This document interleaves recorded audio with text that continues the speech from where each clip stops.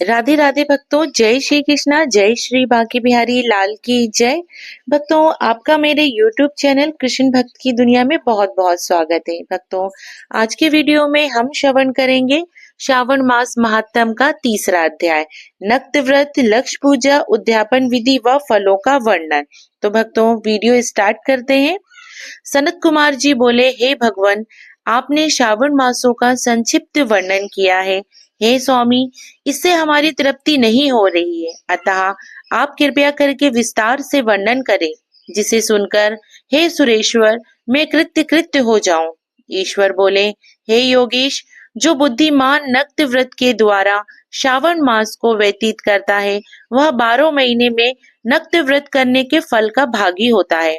नक्त व्रत में दिन की समाप्ति के पूर्व सन्यासियों के लिए एवं रात्रि के लिए गृहस्थियों के लिए भोजन का विधान है। उसमें सूर्यास्त के बाद की 3 घड़ियों को छोड़कर नक्त भोजन का समय होता है। सूर्य के अस्त होने के पश्चात 3 घड़ी संध्या काल होता है।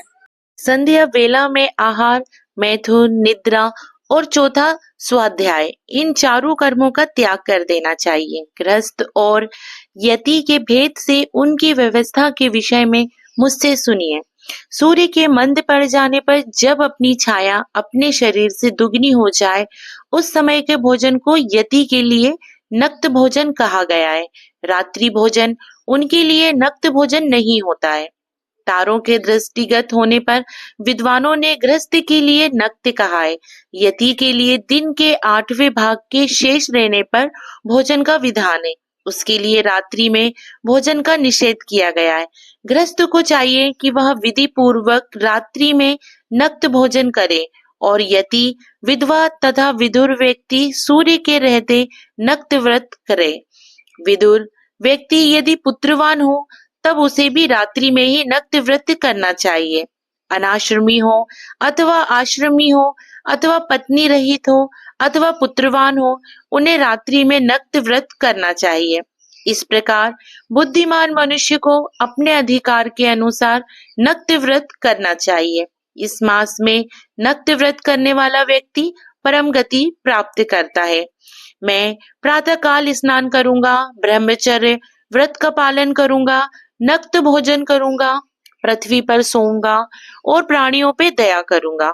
हे देव, इस व्रत को प्रारंभ करने पर यदि मैं मर जाऊं तो हे जगपते, आपकी कृपा से मेरा व्रत पूर्ण हो। ऐसा संकल्प करके बुद्धिमान व्यक्ति को श्रावण मास में प्रतिदिन नक्त व्रत करना चाहिए। इस प्रकार नक्त व्रत करने वाला मुझे अत्यंत प्रिय होता है। ब्राह्मण के द्वारा अथवा स्वयं ही अतिरुद्र, महारुद्र अथवा रुद्र मंत्र से महीने भर प्रतिदिन अभिषेक करना चाहिए।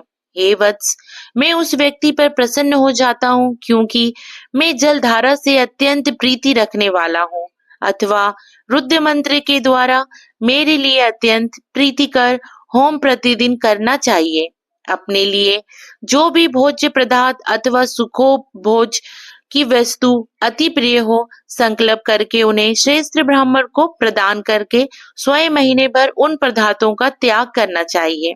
हे मुनि, अब इसके बाद उत्तम लक्ष्य पूजा विधि को सुनिए। लक्ष्मी चाहने वाले अथवा शांति की इच्छा वाले मनुष्य को लक्ष्य बिल पत्रों या लक्ष्य दूर व दलों से शिव की पूजा करनी चाहिए। आयु की कामना करने वाले को चंपा के लक्ष्य पुष्पों तथा विद्या चाहने वाले व्यक्तियों को मल्लिका या चमेली के लक्ष्य पुष्पों से श्री हरि की पूजा करनी चाहिए। शिव तथा भगवान विष्णु की प्रसन्नता तुलसी के दलों से सिद्ध होती है। पुत्र की कामना करने वाले को कटेरी के दलों से शिव तथा भगवान विष्णु का पूजन करना चाहिए। बुरे स्वप्न की शांति के लिए धान्य से पूजन करना प्रशस्त होता है। देव के समक्ष निर्मित किए गए रंगवल्ली आदि से विभिन्न रंगों से रचित पद्म, स्वास्तिक और चक्र आदि से प्रभु की पूजा करनी चाहिए। इस प्रकार सभी मनोरथों की सिद्धि के लिए सभी प्रकार के पुष्पों से यदि मनुष्य लक्ष्य पूजा करे तो शिव जी प्रसन्न होते हैं। तत्पश्चात उद्यापन करना चाहिए, मंडप निर्माण करना चाहिए, मंडप के त्रिभाग परिमाण में वेदिका बनानी चाहिए। तदंतर पूर्ण हवन याचन करके आचार्य का वरण करना चाहिए और उस मंडप में प्रविष्ट होकर गीत तथा वाद्य के शब्दों और तीव्र वेद ध्वनि से रात्रि में जागरण करना चाहिए। वेदिका के ऊपर उत्तम लिंग तो भद्र बनाना चाहिए और उसके बीच में चावलों से सुंदर कैलाश का निर्माण करना चाहिए। उसके ऊपर तांबे का अत्यंत चमकीला तथा पंच पल्लव युक्त कलश स्थापित करना चाहिए और उसे रेशमी वस्त्र से वैशिष्ट कर देना चाहिए। इसके ऊपर पार्वती पति भगवान शिव की सुवर्णमय प्रतिमा स्थापित करनी चाहिए। तत्पश्चात पंचामृत पूर्वक धूप दीप तथा निवेद से उस प्रतिमा की पूजा करनी चाहिए और गीत वाद्य नृत्य तथा वेद शास्त्रों तथा पुराणों के पाठ के द्वारा रात्रि में जागरण करना चाहिए।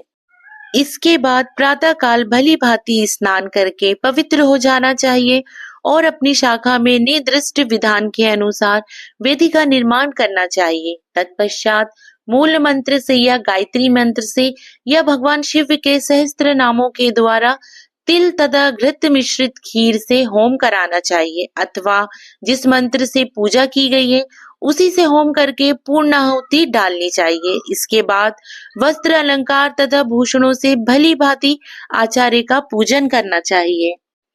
तत्पश्चात अन्य ब्राह्मणों का पूजन करना चाहिए और उन्हें दक्षिणा देनी चाहिए।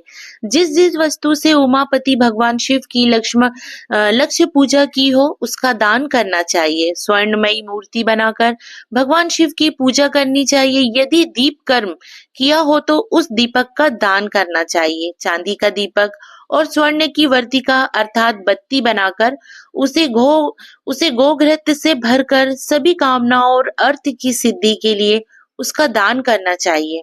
इसके बाद प्रभु से क्षमा प्रार्थना करनी चाहिए और अंत में 100 ब्राह्मणों को भोजन कराना चाहिए। हे मुने, जो व्यक्ति इस प्रकार पूजन करता है मैं उस पर प्रसन्न होता हूँ। उसमें भी जो श्रावण मास में पूजा करता है उसका अनंत फल मिलता है। यदि अपने लिए अत्यंत प्रिय कोई वस्तु मुझे अर्पण करने के विचार से इस मास में कोई त्यागता है तो अब उसका फल सुनिए। इस लोक में तथा परलोक में उसकी प्राप्ति लाख गुना अधिक होती है। साकाम करने से अभिलषित सिद्धि होती है और निष्काम करने से परम गति मिलती है।